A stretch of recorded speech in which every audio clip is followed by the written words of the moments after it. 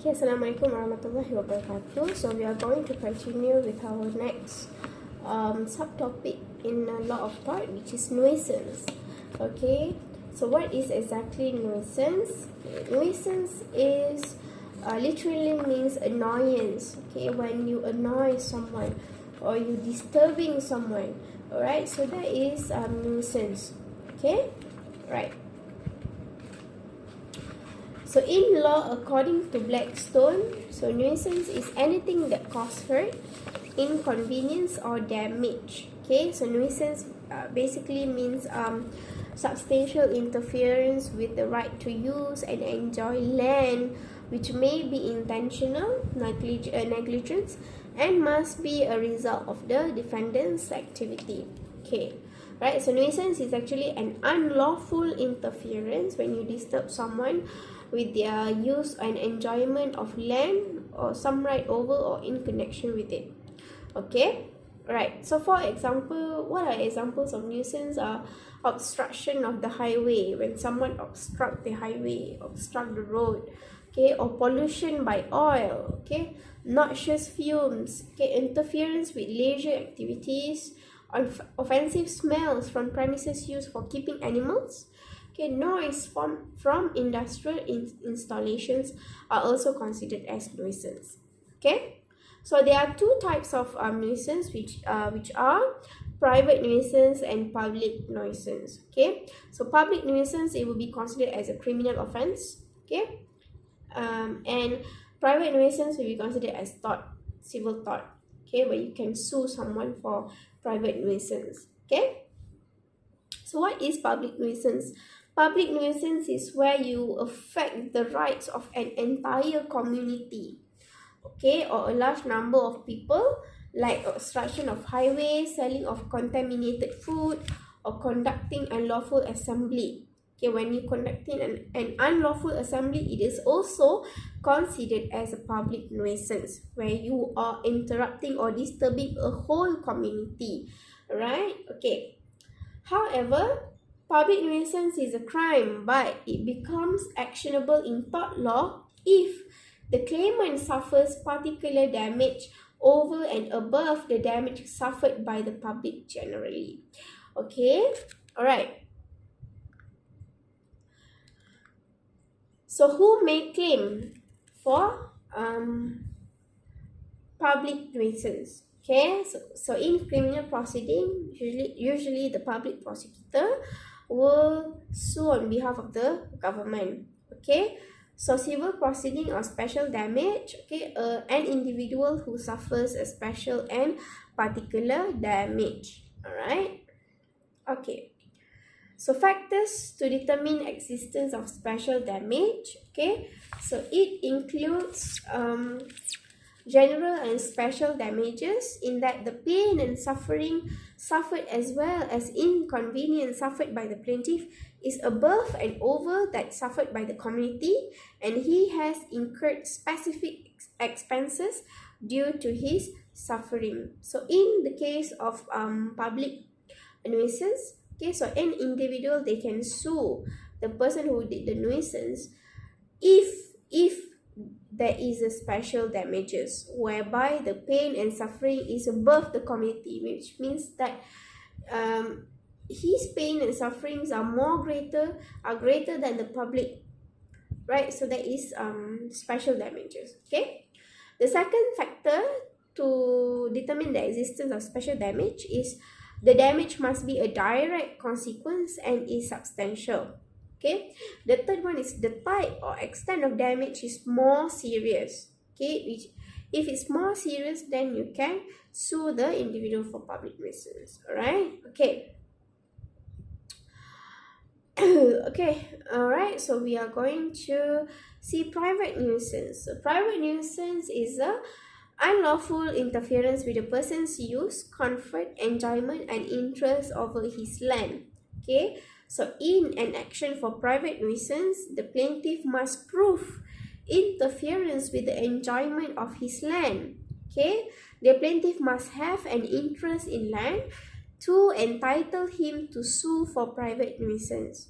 Persons with an interest in land are the landowner, tenants, and lessees. Okay, the third parties related to land may be servants or employees and independent contractors. Okay, so who can sue? Right, so for public nuisance,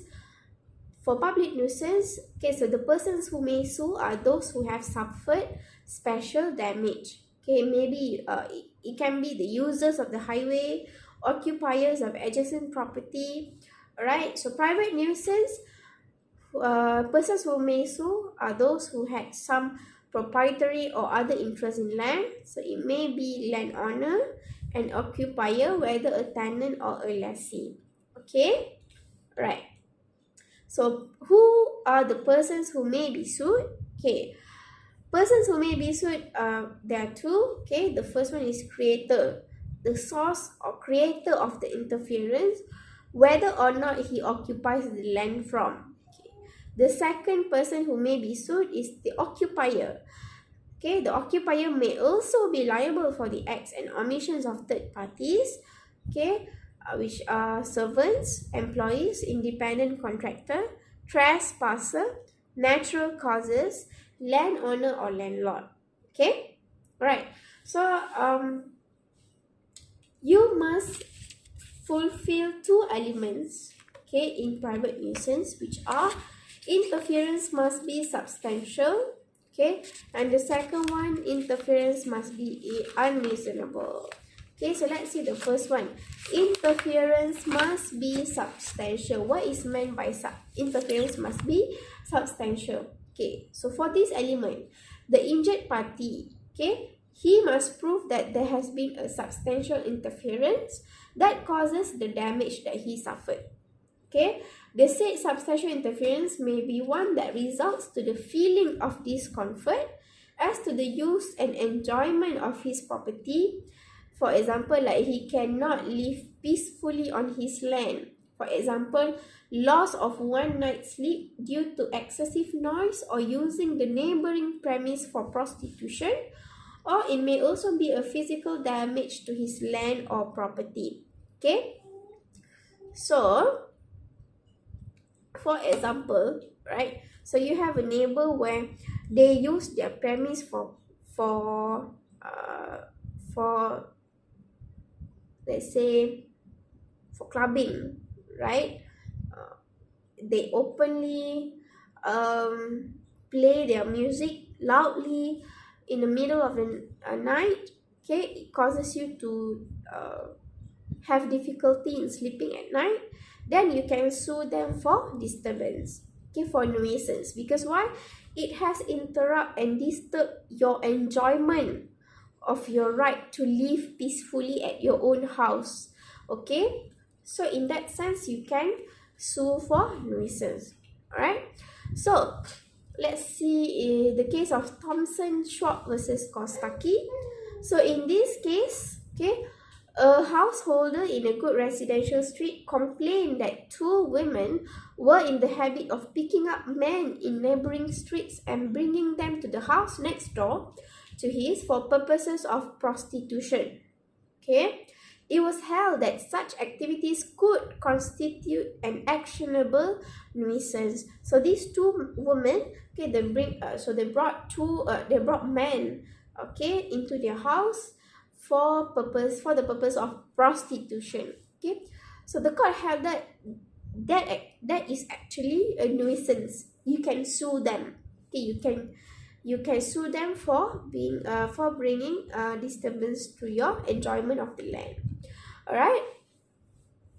Okay, in the case of Goh Chatni versus Toh Yan and another, okay, in this case the defendant carried out mining work on his land. Okay.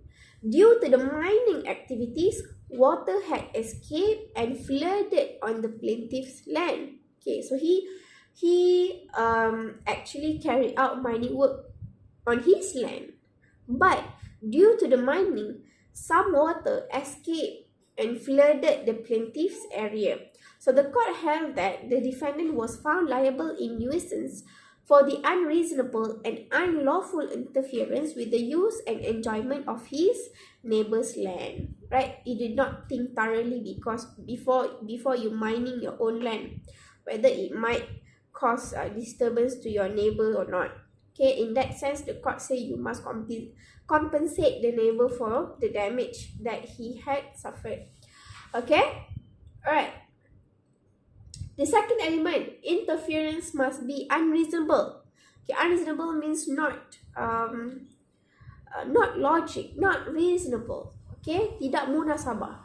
Alright, so the injured party, the plaintiff, must also prove that such interference is unreasonable. In doing so, there are 5 factors that could serve as guideline by the court in determining whether such interference is unreasonable or not.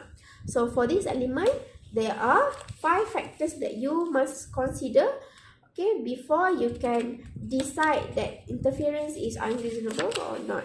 Okay, the first factor is damage and location of the party's premises. Okay, actual damage to the plaintiff's property will constitute unreasonable and substantial interference. For example, the previous case that I read, okay, where the defendant mined his own land and then the water flooded into the plaintiff's area. Okay, the water actually caused damage to the land of the plaintiff. Then that is unreasonable and substantial interference which led to the damage of the premises. Okay, alright. For instance, a person cannot expect the air in an industrial area to be as fresh and clean as the air in the mountains. Okay, right. If, however, the interference causes physical damage to the property, then the locality or surrounding circumstances is irrelevant. Okay, let's see. Physical damage. In the case of St. Helens Smelting Co. versus Tipping. Alright, in this case, okay, the claimant was the owner of a large country house with over 1,000 acres of the land. Okay. This land was close to a copper smelting factory which had long been in operation. The smoke and fumes from the defendant's factory caused considerable damage to the plaintiff's tree. The plaintiff sued for private nuisance. Okay, the court held that the claim was allowed. The level of the interference must be balanced with surrounding circumstances, and the nature of the locality must be taken into account. Okay. Alright. The second one is non-physical damage. Okay, in the case of Syarikat Perniagaan Selangor, Sdn Bhd versus Fahrul Rozi Mohdi. Okay, in this case, the appellant who had a lease over a piece of land had agreed and promised to use the land as a skating rink, restaurant, and a cinema. Okay, the appellant subsequently built an open stage and staged some shows. Okay, they also opened a disco. Okay, the court held that people who live in the urban area must be prepared to accept a lot of noise from their neighbor, and he himself may make noise. But no one, however, has the right to create excessive noise. Okay. Similarly, a person is not required to tolerate an excessive level of noise which is unreasonable and is nuisance. Okay, so if you live in an urban area in the city, for example, okay, in the city where at 10 and 11 p.m. you can still hear music or noises from people drinking in the restaurant, dining in the restaurant, okay, then you have to cope with that because you chose to live there with the surrounding, with the circumstances of being noisy all the time. Okay, but if it's too excessive that you cannot sleep, it affected your life, okay, the quality of your life, then it is also a damage to your life. Okay, then you can also sue them for unreasonable interference. Okay, alright. The second factor, okay, of unreasonable interference is the benefit of the defendant's activity. Okay, if the object of the defendant's conduct benefits the society generally, okay, it is more likely that the conduct will not be deemed unreasonable. Okay, nevertheless, the defendant's activity which benefits the public will still constitute actionable nuisance if the activity causes damage to property or substantial interference to the plaintiff's enjoyment of his land. Okay, so if what he did benefits the society, then you cannot say that his activities or his conduct is unreasonable, because it serves for the greater purpose. Okay, all right. In the case of Adams versus Arcel, the defendant was in the trade of selling salted fish. He claimed that his activity benefited the public, especially the poor, and therefore justified the smell produced by his trade. Okay, salted fish, very smelly, right? Okay, the court held that the court did not accept this defense, as the plaintiff's comfort and convenience also had to be considered. Okay, alright, the third factor, extraordinary sensitivity on the part of the plaintiff. Okay, the law of nuisance is not sympathetic to a plaintiff who is extra sensitive. Okay, whether the sensitivity is related to the plaintiff himself or to his property. Okay, if the only reason why a plaintiff complains of dust is because he has an unusually sensitive skin, his claim will probably fail. Okay, right. In the case of McKinnon Industries Limited versus Walker, the defendant's factory emitted noxious fumes which damaged the plaintiff's commercially grown and delicate orchids. Okay, the court found the defendant liable, as the fumes would have damaged flowers of ordinary sensitivity. Okay, alright, the fourth factor, duration of interference, whether it's temporary interference, an isolated incident, okay, or is a permanent interference. Okay, right, this factor is not conclusive. Okay, and that a temporary interference or an isolated incident may constitute nuisance. Okay, the general principle is that the more serious the interference, the more likely the court will regard it as unreasonable. Okay, meaning that you cannot interfere that person because it's unreasonable. Okay, all right.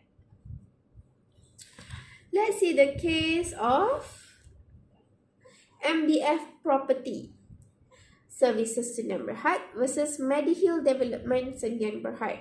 Okay, so in this case, the plaintiff owned two pieces of land between which the defendant's land was located. Okay, the plaintiff constructed an access road between his two pieces of land.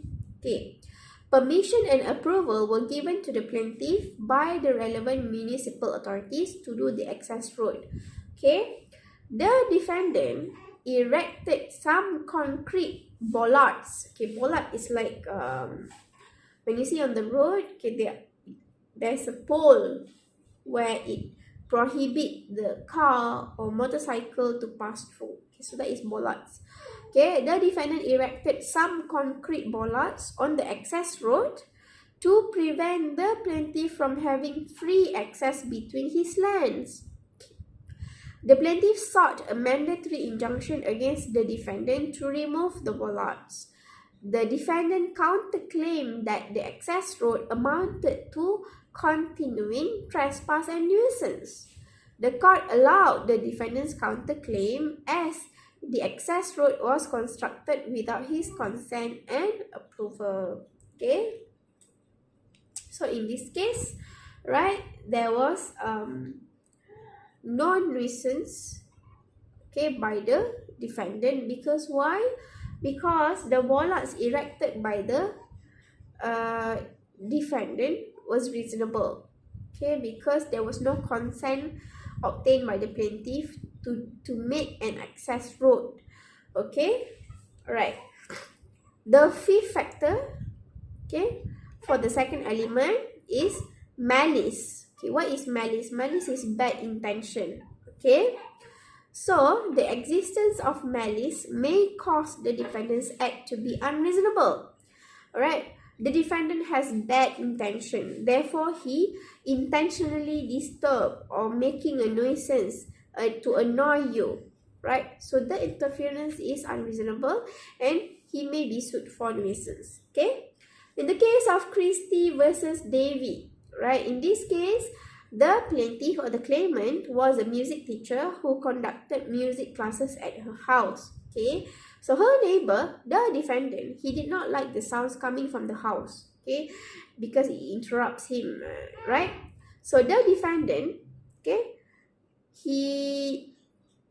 to annoy his neighbor, okay, so he shouted, he blew whistles, he banged the walls, he clashed pots and pans, making noises while the plaintiff was doing her classes. Okay, in this case, the court found that the defendant was malicious. He had bad intention.